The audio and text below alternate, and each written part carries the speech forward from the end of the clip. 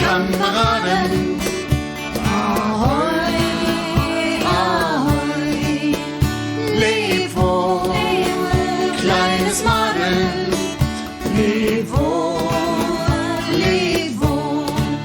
Ja, wenn das Schifferklavier an Bord ertönt, ja, dann sind die Matrosen so still, ja, so still, weil ein jeder nach seiner Heimat sich sehnt, die er gerne einmal wiedersehen will.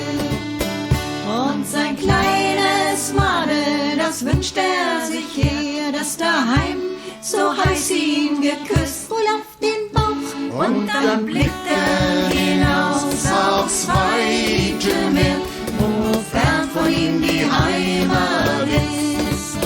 Und sein kleines Madel, das wünscht er sich hier, dass daheim so heiß ihn geküsst, wohl auf den Bauch. Und dann blickt er hinaus aufs weite Meer, wo fern von ihm die Heimat ist. Der Langhain, das war der Erste, der soff von dem faulen Nass. Die Pest, die gab ihm das Letzte und fiel ihm ein kühles Seemannsgrab. Ahoi, Kameraden, ahoi, ahoi, leb wohl, kleines Madel, leb wohl, leb wohl.